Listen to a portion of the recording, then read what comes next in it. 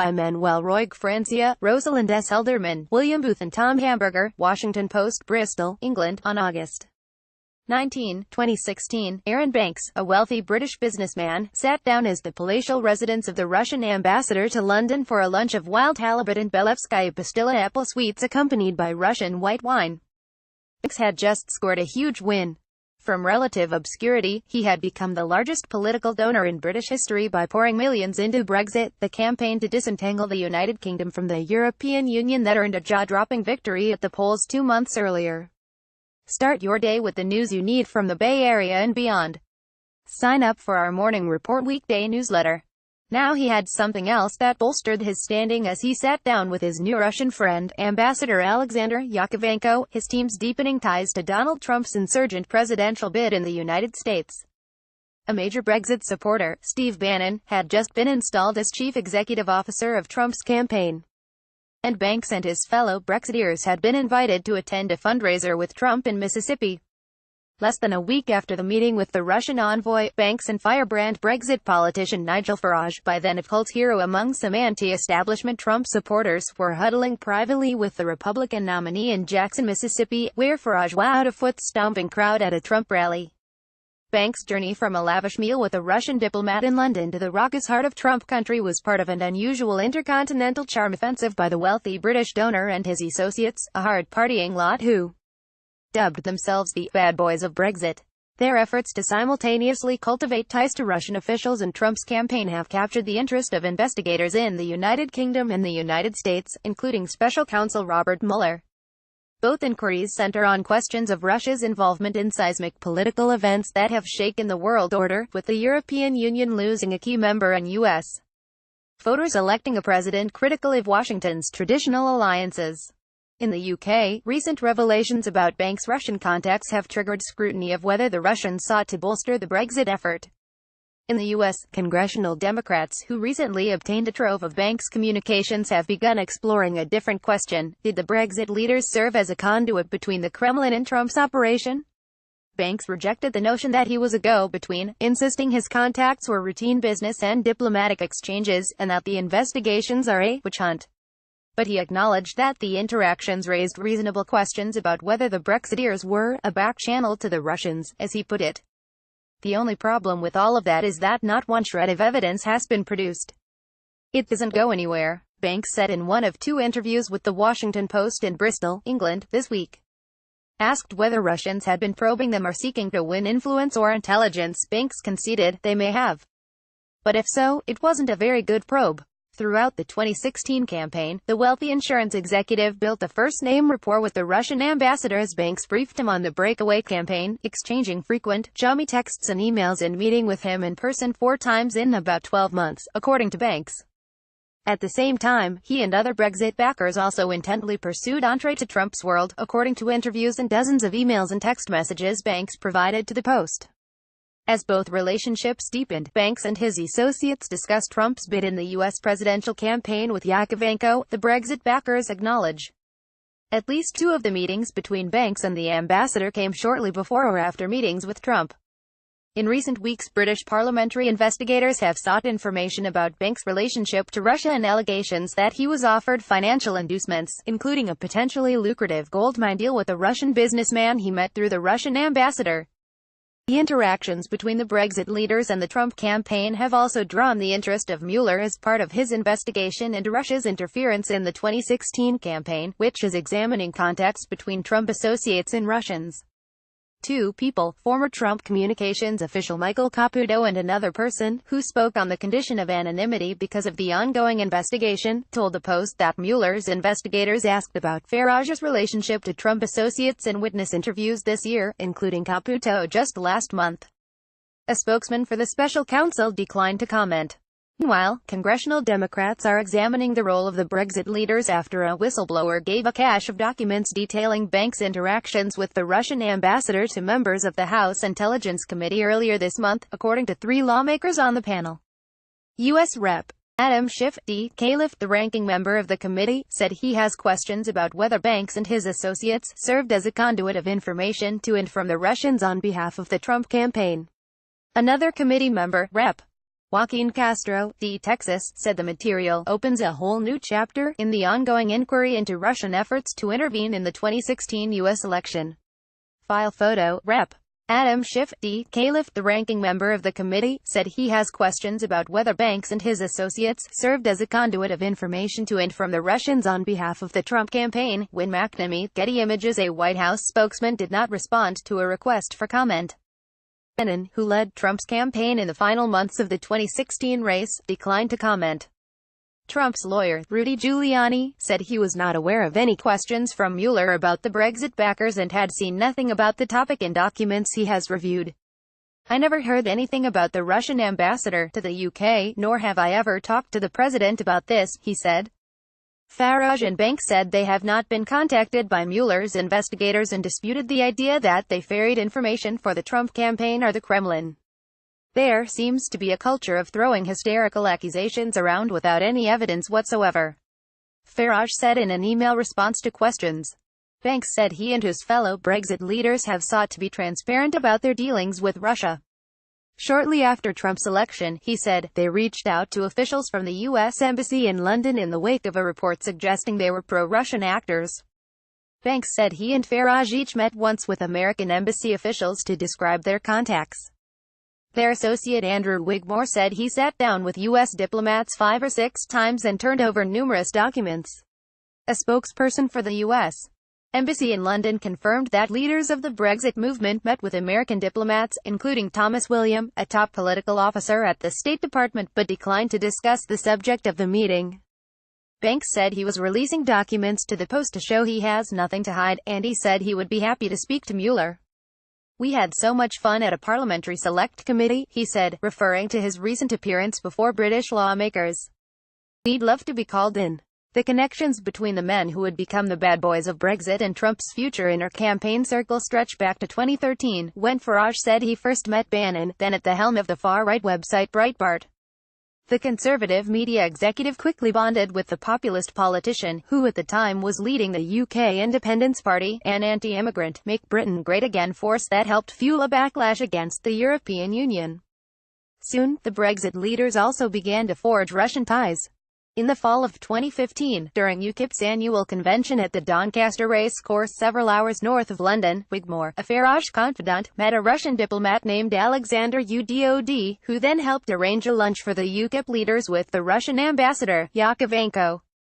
Udod was one of 23 suspected Russian intelligence officers ejected from Britain this year after the nerve agent attack against Sergei Skripal, a Russian double agent, and his adult daughter, in Salisbury in South England. Banks and Wigmore said they were interested not only in briefing the Russians on Brexit but also in seeking possible Russian backers for their various offshore investments, including banana plantations in Belize. In November 2015, the two men had what they describe as a 6-hour boozy lunch at Yakovenko's fashionable residence in London.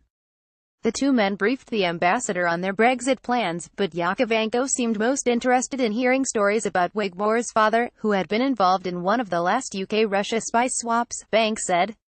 Over tea at the ambassador's house a few days later, Yakovenko introduced Banks to a Russian businessman, who pitched him on a potentially lucrative merger of 6 gold mines. Banks passed on the opportunity, he said, months before the Brexit vote was scheduled. I'm a businessman. Why wouldn't I? Banks said of his willingness to consider the deal, saying it had nothing to do with Brexit or Trump. Reports in the Times of London, The Guardian and its Sunday paper, The Observer, about the proposed gold mine deal and some of the correspondence between the Brexit backers and the Russians have prompted questions in the UK about whether the proposal might have been a way to route Russian money into the Brexit campaign or compromise its backers. Wigmore, who also served in a diplomatic post with the High Commission of Belize in London, said his main goal at the lunch was not to talk about Brexit, but to help find a buyer for a large Belizean banana plantation whose owner had been designated as a drug kingpin, effectively preventing the farming operation from major international markets. In hindsight, Wigmore said, it looks more ridiculous than it actually sounds. The Russian embassy in London did not respond to requests for comment, but it has denied that it had any involvement in Brexit. The Russian embassy has not in any way intervened in the domestic UK political process, including the Brexit referendum, the embassy told The Observer. Meeting stakeholders representing all political spectrum of the host country is a natural element of the work of any embassy. After their initial encounters, the Brexiteers were quickly on a first-name basis with the ambassador. "Dear Alexander," Banks wrote in a text message the day after their lunch. "Firstly, many thanks for the hospitality. I thoroughly enjoyed myself.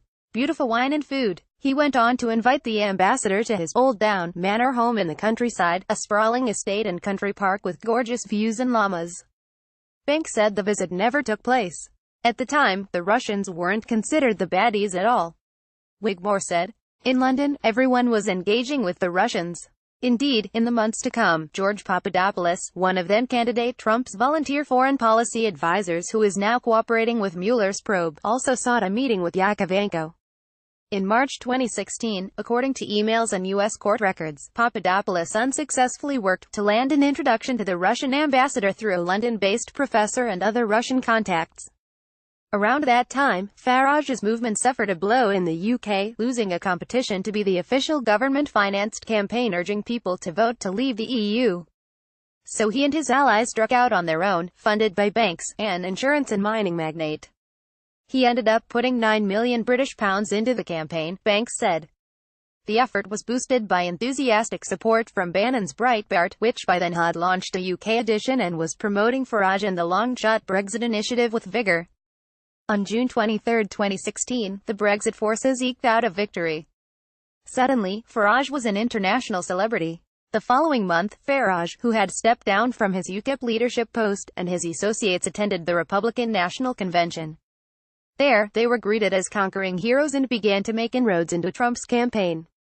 One night during the convention, Farage was introduced to Trump's longtime advisor, the infamous political trickster, Roger Stone, at an Italian restaurant in the Flats district of Cleveland, according to both men. Stone, who was accompanied that night by the internet radio host and conspiracy theorist Alex Jones, said Farage's main goal appeared to be to get a meeting with Trump. The next day, Stone said, he tried to help by calling his former business partner, Paul Manafort, then Trump's campaign chairman, and suggested that the Republican nominee get together with Farage. Manafort's response was something along the lines of, "I'll put a good word in." Stone recalled. It was another encounter, however, that would get Farage and his allies the Trump meeting they wanted. On the last night of the convention, Wigmore and Farage wandered into the bar at the Hilton Hotel, where they ran into a rowdy group of staffers for Mississippi Republican Gov. Phil Bryant. They were incredibly drunk, and the assistant to the governor said, "Look, if we invite you to Mississippi, would you come?" Wigmore recalled in an interview. "Of course," we said, "yes, of course," not thinking it would be followed up. But it was. In an emailed statement, Bryant said, "I admired the Brexit movement from afar 2 years ago. I believe the same principles that drove Brexit contributed to President Trump being elected. Both events restored hope to the forgotten men and women." The Brexiteers returned to London upbeat about the prospects of more closely aligning their movement with Trump's. Less than a month later, their ties to his operation were further cemented when Farage's biggest American booster, Bannon, was installed at the helm of Trump's campaign. 2 days after the Bannon announcement, Wigmore and Banks lunched with a Russian ambassador and discussed Trump's prospects and their upcoming trip to Mississippi. "We had no idea that we would meet Trump, but I'm sure we would have told the ambassador we were going," Wigmore said in an email to the Post. "I do remember him stating that he did not think Trump had a chance of winning on. You may remember at the time Trump was 10 points down in the polls and the attacks on him were full on." Less than a week later, in Mississippi, Wigmore said Farage met Trump for the first time at a high-dollar fundraiser for the GOP campaign in Jackson. Afterward, Trump invited the Brexiteers to a campaign rally and asked Farage to speak on stage. Trump says, "I'll come on stage, I'll speak for a few minutes, then I'll introduce you. You speak for 6 minutes, and then I'll carry on. Are you okay with that?" Wigmore recalled. Soon, Farage had the hyped-up crowd on its feet. "If I was an American citizen, I wouldn't vote for Hillary Clinton if you paid me.